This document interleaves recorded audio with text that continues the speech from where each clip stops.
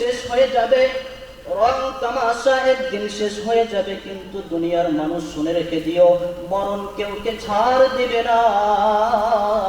সবাইকে একদিন মরতে হবে, ওই অন্ধকার কবরের মধ্যে যাইতে হবে।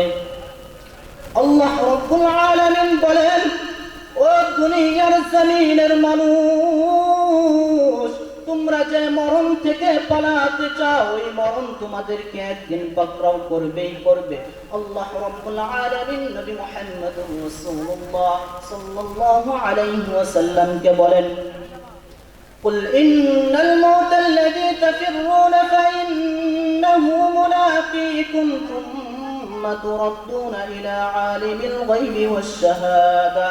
আল্লাহ রাব্বুল আলামিন বলেন, ও দুনিয়ার জমিনের মানুষ শোনো, তোমরা যে মৃত্যু থেকে পালাতে চাও, ওই মৃত্যু তোমাদেরকে একদিন পাকড়াও করবেই করবে। এই মৃত্যু থেকে কেউ পালাতে পারবে না, এই মৃত্যু সবাইকে একদিন পাকড়াও করবেই করবে।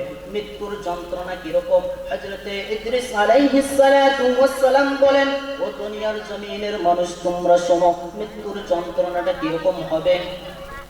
হযরতে ইদ্রিস আলাইহিস সালাতু ওয়াস সালাম বসে আছে, তার সামনে আজরাইল আলাইহিস সালাতু ওয়াস সালাম আসলেন। আজরাইলকে দেখে হযরতে ইদ্রিস আলাইহিস সালাতু ওয়াস সালাম বলেন, ও আজরাইল, তুমি কি আমার জান নেওয়ার জন্য এসেছো? আজরাইল বলল, ও আল্লাহর নবী, না না না, আমি আপনার জান নেওয়ার জন্য আসি নাই।